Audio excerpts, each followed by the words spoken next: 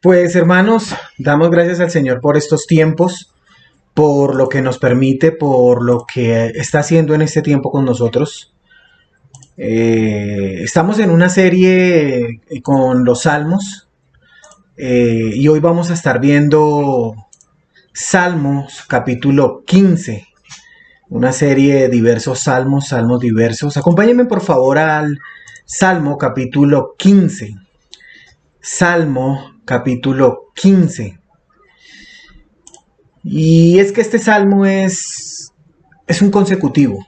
Es algo maravilloso estudiar los salmos y sabemos por qué lo hacemos.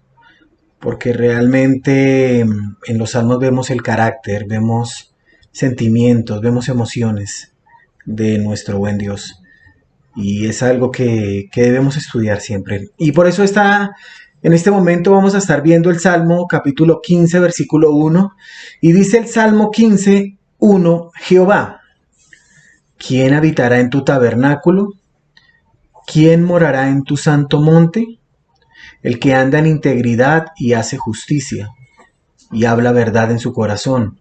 El que no calumnia con su lengua, ni hace mal a su prójimo, ni admite reproche alguno contra su vecino. Aquel a cuyos ojos el vil es menospreciado, pero honra a los que temen a Jehová.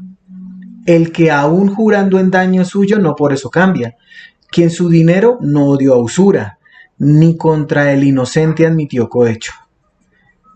Y en el último renglón vemos una hermosa promesa: el que hace estas cosas no resbalará jamás. Oremos. Padre, te damos gracias en este momento, Señor. Es tu palabra, Señor, la que nos cambia, la que nos redarguye. Señor, es una espada de dos filos que penetra hasta lo más profundo de nuestros corazones, y te pedimos que tengamos oídos atentos, corazón dispuesto y una palabra para este momento, Señor. Bendice la vida de aquellos que nos escuchan en el nombre de Jesús. Amén. ¿Y cómo comienza el salmista? Comienza diciéndonos Jehová. El nombre de una persona, de un lugar o de una cosa es eso por lo cual es conocida. Los nombres de Dios son aquellos por los cuales Él es conocido. Esos nombres denotan su carácter, su naturaleza, su personalidad. Sí, los nombres del Señor son aquellos por los cuales Él es conocido entre su pueblo. David dijo allí en el Salmo 54, sálvame, oh Dios, por tu nombre. Y en el Salmo 9 dice, en ti confiarán los que conocen tu nombre. Jehová es el nombre. En castellano, en la versión Reina Valera 1960, se distinguen los tres nombres primarios de Dios claramente. Cuando leemos Dios, sabemos que traduce la palabra hebrea Elohim. La palabra Señor es Adonai y la palabra Jehová se usa para Jehová. En este caso es la palabra que nosotros estamos viendo y estamos estudiando. Y salmo tras salmo hemos aprendido algo más de quién es Jehová. Pero cada una de estas tres palabras, Elohim, Jehová y Adonai, describen el carácter, la naturaleza, la personalidad de Dios y de sus acciones, su obra hacia la humanidad, distinguiendo entre el santo y el pecador. Eso lo vemos, por ejemplo, allí cuando Elías quería atacar, por llamarlo de alguna forma, la religiosidad o la falta de religión de parte del pueblo de Israel. Y en el monte de Carmelo, él dice, vamos a ver, si Jehová es Dios, seguidle a él, Jehová, entre el santo.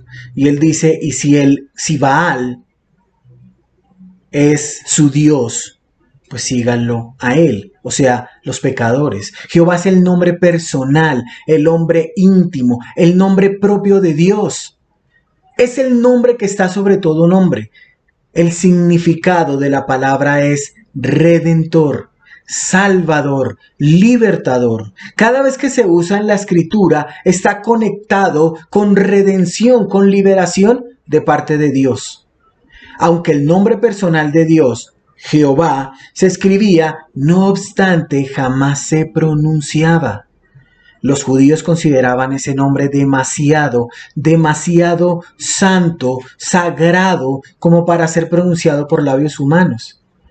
Es posible que su pronunciación no sea la correcta hoy en día, porque el idioma hebreo se escribe sin vocales. El nombre Jehová en el hebreo se deletrea la J, H, V y H. Cuando los escribas llegaban a este nombre, Jehová, para copiarlo, se lavaban sus manos, limpiaban la pluma con la cual escribían. Y aún en público, cuando los lectores de las Sagradas Escrituras llegaban a esta palabra, no la pronunciaba, temían que la tomaran en vano y la sustituían por Elohim o por Adonai. Una razón por la cual la palabra Jehová fue suprimida o quitada o menos usada es para imprimir, para estampar, para grabar, para fijar su solemnidad, su majestad, su dignidad sobre la mente de las personas. Cuando el Señor, o sea Jehová, apareció a Moisés en la zarza ardiente y lo envió para sacar a los hijos de Israel desde Egipto y llevarlos a la tierra prometida, Moisés preguntó: he aquí que yo llego a los hijos de Israel y le digo: el Dios de vuestros padres me ha enviado a vosotros. Y si ellos me preguntaren cuál es su nombre, ¿qué les voy a decir? Y Dios le dijo: Moisés, yo soy el que soy. Así dirás a los hijos de Israel: yo soy, me envió a vosotros. Jehová es el eterno yo soy. No hay ni pasado ni futuro para con Jehová. Él es el eterno presente, el autoexistente, aquel que se da a conocer a sí mismo. ¿Qué veremos en el Salmo 15? Condiciones, requisitos, cláusulas que tienen una coherencia específica. Esa coherencia, ese vínculo, nos va a responder una pregunta que el salmista divide en dos. ¿Cuál es la pregunta? ¿Quién habitará en tu tabernáculo? ¿Quién morará en tu santo monte? Es una sola pregunta que habla de vivir, de morar, de habitar. ¿Quién puede entrar? ¿Quién? Y vamos a ver en el versículo 2 tres condiciones positivas. En el versículo 3, tres condiciones negativas. En el versículo 4, nuevamente el salmista nos dice tres condiciones positivas para acabar en el versículo 5 con dos condiciones negativas y una hermosa bendición. ¿Cuál es la pregunta? ¿Quién habitará en tu tabernáculo? ¿Quién puede vivir en tu santuario? ¿Quién puede ir a adorarte a tu templo? ¿Quién puede subir a tu monte santo? ¿Quién puede vivir en tu monte santo? Y cuando el salmista habla del tabernáculo y del santo monte, significan la presencia protectora y la comunión con Dios. ¿Qué anhela el salmista? La presencia protectora y la unión. Esa relación íntima y personal con el único Dios verdadero. Y la pregunta es formulada debido al trasfondo de este salmo. El contexto, el trasfondo de este salmo lo encontramos allí en segundo libro de Samuel, capítulo 6. El arca había sido capturada por los filisteos por algún tiempo. Ellos se vieron obligados a devolverla a donde pertenecía. Luego, el arca había estado en Kiriat Jearim bajo el cuidado de Eleazar, hijo de Abinadab, y David ahora quería traer, pero no era una tarea fácil. Entonces, ¿qué hizo David? Bueno, trajo a sus hombres a Baala de Judá, que es otro nombre para Kiriat Jearim. Estos sacaron el arca y la pusieron sobre un carro nuevecitico, 0 kilómetros. Y David iba muy contento por lo que estaba haciendo, instrumentos de madera, canciones, danzas, todo. Pero en el camino una llanta se pinchó. Los bueyes tropezaron y el arca como que se caía. Y Usa extiende su mano para detener el arca. Y este acto le costó la vida a Usa. David se llenó de temor y ya no se sintió digno de traer el arca a Jerusalén y prefirió dejarla en casa de un hombre llamado Obed-Edom, quien era geteo. Y ese, a grosso modo, es el contexto que David hace una pregunta tan profunda. Jehová, ¿quién habitará en tu tabernáculo? ¿Quién morará en tu santo monte? Y en esta pregunta vemos que David se cuestiona de su comportamiento, de su conducta, de su deber al entrar en la presencia de Dios. Ahora bien, parece ser que él está haciéndole una pregunta a alguien con autoridad. ¿Y quién responde? Divide en varias condiciones, en varios requisitos, en varios requerimientos éticos a la pregunta de la cual es la adoración suficiente, la adoración aprobada, la adoración correcta. El punto central del Salmo 15 es la residencia, el hogar, la morada. ¿Quién puede vivir en tu santuario? ¿Quién puede vivir en tu santo monte? ¿Quién puede ir a adorarte a tu templo? ¿Quién puede subir a tu monte santo? ¿Quién puede adorar en tu santuario? ¿Quién puede entrar a tu presencia en tu monte santo?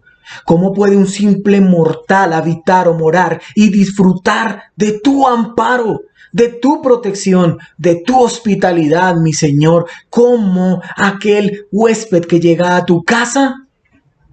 Y es que aquí vemos lo que dice Hebreos capítulo 12, versículo 14. Buscad la paz con todos y la santidad sin la cual nadie verá al Señor. Y lo que el salmista quiere es introducirnos al tabernáculo, al santo monte que significa la presencia protectora y la comunión con Jehová. ¿Qué anhela el Espíritu Santo para Dios? ¿Qué anhela el Espíritu Santo para tu vida? ¿Qué anhela el Espíritu Santo para mi vida? Que tengamos una relación con Dios. Porque Él quiere que la presencia protectora y la unión, una relación íntima y personal con Jehová, la tengamos día a día, minuto a minuto, 7:24. ¿Y cómo logramos eso? Lo vamos a ver, versículos 2 y 3, con nuestro comportamiento, nuestras conversaciones, nuestras relaciones con nuestro prójimo.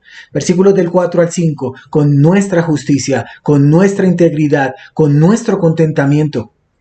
Recordemos que los salmos están dirigidos a invitar a las emociones, a recordar sentimientos más que a poner ideas y a estimular una respuesta de parte de individuos que va más allá de una simple comprensión de ciertos hechos. Esto, a fin de cuentas, es la verdadera razón por la que gustan tantos los salmos. Como ya dije, al parecer un sacerdote, una persona de autoridad, le responde a su pregunta: dime, Dios mío, ¿quién puede vivir en tu santuario? ¿Y quién puede vivir en tu monte santo? Y le responde de la siguiente manera. Versículo 2. Solo quien anda en integridad.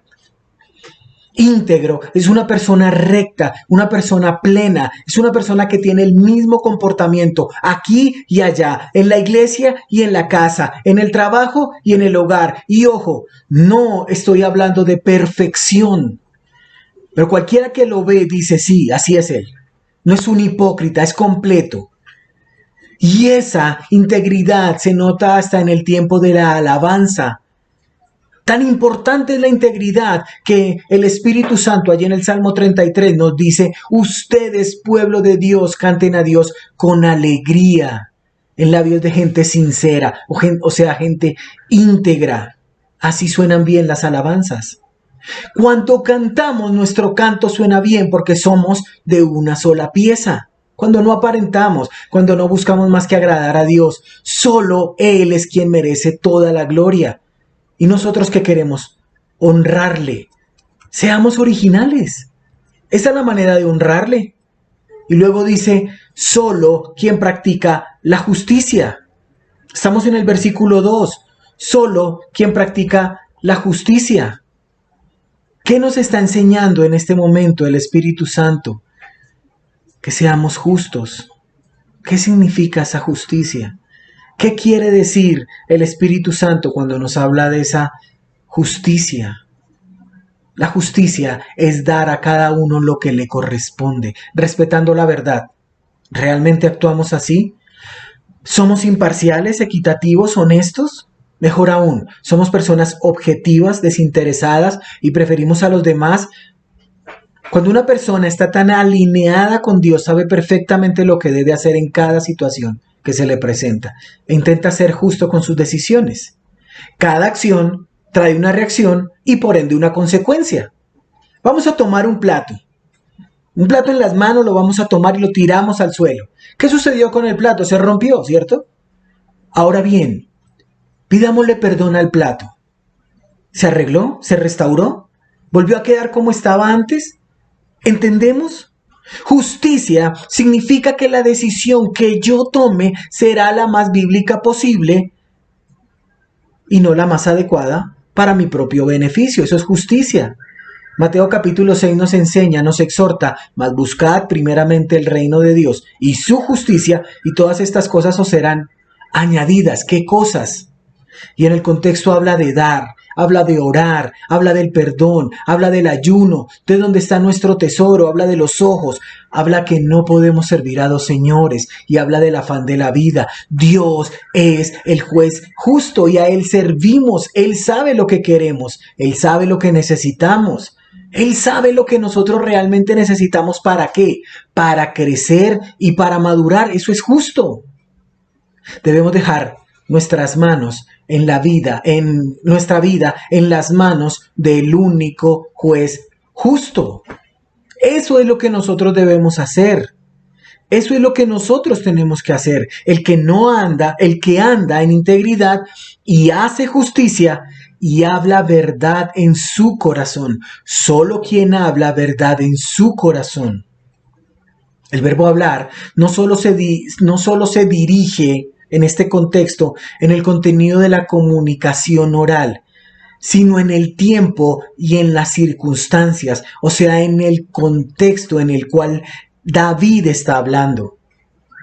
Porque el contexto que él estaba teniendo en ese momento es una muerte. Usa murió. Pero él estaba haciendo las cosas ¿cómo? A su manera. La Biblia siempre nos enseña que tengamos cuidado a la hora de hablar. En varias porciones de la Biblia nos muestra que nuestro hablar debe ser acorde a nuestro corazón. Mateo capítulo 12 dice, generación de víboras, ¿cómo podéis hablar bien siendo malos? Porque de la abundancia del corazón habla la boca. Proverbios capítulo 4 nos exhorta que sobre toda cosa guardada, guarda tu corazón porque de él mana la vida. La Biblia es clara a la hora de nuestro hablar. Pero quien responde es enfático, enérgico y profundo cuando dice, habla verdad en su corazón. Todo lo que la palabra nos enseña acerca de nuestro hablar, de la verdad que debe haber en nuestro hablar, pero también de dónde está nuestra sinceridad. Mateo capítulo 15 nos dice, mas lo que sale de la boca del corazón sale. Y esto contamina al hombre. Otra característica más para aquel hombre que quiere acercarse a adorar, que quiere vivir en el templo del Señor. Observemos con qué fuerza, con qué entonación en estas características, en estas cualidades para acercarme, para vivir en el templo del Señor. ¿Cómo vivo y cómo hablo? Vemos tres condiciones, tres requisitos positivos en la pregunta ¿quién puede entrar? Versículo 3, el que no calumnia con su lengua. Aquel quien no habla mal de nadie. ¡Wow! Es bien difícil esto. Santiago capítulo 1 nos dice, si alguno se cree religioso entre vosotros y no refrena su lengua, sino que engaña su corazón, la religión del tal es vana. Es cuestión de religión. Si alguno se cree muy santo y no cuida sus palabras, se engaña a sí mismo. Y esto se refiere al culto público de adoración. Debemos controlar nuestra lengua. La pureza de nuestro corazón se revela muchas veces en controlar lo que decimos. En controlar lo que decimos, que sea adecuado, que sea conveniente. Y si seguimos más adelante en Santiago capítulo 3, la palabra nos exhorta, nos anima a que es la lengua el miembro más pequeño, pero el cual se jacta de grandes cosas, y que la lengua es un fuego de maldad que es indomable. Pero allí en Primera de Pedro, capítulo 3, nos dice el Espíritu Santo, porque el que quiere amar la vida y ver días buenos, refrene, contenga, limite, domine su lengua y sus labios, no hablen engaño. No podemos hablar más de la cuenta. No podemos decir más de la cuenta. Porque a renglón seguido sigue diciendo el salmista, ni admite reproche alguno contra su vecino. No hace mal a su prójimo. No ofende a nadie. Eso significa reproche, regaño, desprecio, ofensa, humillación, burla. No debemos insultar, no debemos ofender, no debemos despreciar, no debemos denigrar, ni con palabras, ni con acciones, a nuestro semejante, a nuestro prójimo. 3 condiciones negativas a la pregunta, ¿quién puede entrar? Solo quien no habla mal de nadie, no busca el mal de nadie y no ofende a nadie. De nuevo el salmista resalta la seriedad de agredir o de dañar a otra persona. Versículo 4, aquel cuyos ojos el vil es menospreciado, pero honra a los que temen a Jehová. Aquel cuyos ojos el vil es menospreciado. Vimos varias veces la lengua, la boca, las palabras. Ahora nos da otro mandato, otro precepto y tiene que ver con los ojos. Y a lo que se refiere aquí en el Salmo 15 es a ese hombre que desprecia a los pecadores descarados. Pecadores descarados. Primera a los Corintios capítulo 5 versículo 9 nos amplía más este concepto. Primera a los Corintios capítulo 5 dice así: en mi carta os escribí que no anduvierais en compañía de personas inmorales. Y Pablo dice, no me refería a la gente inmoral de este mundo, o a los ávaros y estafadores, o a los idólatras, porque entonces tendrías que salir del mundo. Sino que en efecto os escribí que no anduvierais en compañía de ninguno que, llamándose hermano, una persona inmoral, o avaro, o idólatra, o difamador, o borracho, o estafador, con ese ni siquiera comáis. No podemos salir del mundo y debemos predicar el evangelio a pecadores. Lo que la palabra de Dios hace énfasis es con aquellos con los cuales ni aún debemos comer. Tenemos que ser pero muy enfáticos en esto, muy enfáticos en esto. Cuando Cristo nos enseña allí en Mateo capítulo 18 la disciplina eclesial, dice Mateo 18, y si rehúsa escucharlos, dilo a la iglesia, y si también rehúsa escuchar a la iglesia, sea para ti como el gentil y el recaudador de impuestos. Lo que busca la disciplina es restaurar y que la persona que está viéndose afectada por cualquier pecado sea vuelta a su estado original con Cristo. Pero si no es así, debemos verlo como Dios lo ve, como lo que es. Siempre lo digo, no importa lo que el ser humano piense, no importa lo que yo piense, es la palabra de Dios. Lo que importa aquí es lo que Dios piensa, y lo que Dios piensa me lo muestra en su palabra, yo debo obedecerlo. Dios no me pide que cuestione, me pide que obedezca. Si está en la palabra de Dios, eso es, y así se hace. Y yo me limito a obedecer. Yo debo ver las cosas desde el punto de vista de Dios, no desde mi punto de vista. Pero mire lo que dice a renglón seguido, pero honra a los que temen a Jehová. Y la palabra honrar, su significado literal es peso. De modo que la persona que se honra se considera de peso, de importancia, de consistencia, de firmeza. Por eso la palabra de Dios nos enseña a darle honra a Dios. Primera Timoteo capítulo 1 nos dice, por tanto, al Rey de los siglos, inmortal, invisible, al único y sabio Dios, sea honor y gloria por los siglos de los siglos. Amén. Pero también debemos darle honra a personas. Obviamente Dios merece la mayor honra, pero los hijos deben honrar a sus padres. Eso nos lo enseña Deuteronomio 5 y Efesios 6. El esposo debe honrar a su esposa. Eso nos lo enseña 1 Pedro 3. Los ancianos que trabajan duro para enseñar deben ser tenidos en doble honra. 1 Timoteo capítulo 5. Debemos honrar a las autoridades. Romanos 13. Debemos buscar una posición que nos favorece, que enaltece, que honre solo a Dios y a su palabra. A quien Dios rechaza, el salmista rechaza, pero a quien Dios ama, Él lo ama. ¡Qué gran realidad! ¡Qué gran verdad! Eso es lo que nosotros tenemos que hacer. Y luego dice, el que aún jurando en daño suyo, no por eso cambia. Quien cumple lo que promete, aunque salga perdiendo, quien cumple lo que promete, así salga en el papel de víctima, esa persona se mantiene en su palabra sin importar las consecuencias. El compromiso es obligante, hay que reflexionar antes de hacerlo. Es tu palabra la que está en juego. Mateo capítulo 5 nos dice, cuando ustedes digan sí, que sea realmente sí. Y cuando digan no, que sea no. Cualquier cosa más proviene del maligno. Recordemos, el no también es una respuesta. A veces a la gente no le gusta, pero es mejor ponerse pálido una vez y no colorado el resto de la vida. Aquel quien sigue a Cristo debe ser honesto. A la pregunta del Salmo 15, ¿quién puede entrar? Vemos 3 condiciones positivas en el versículo 4. ¿Cómo vamos?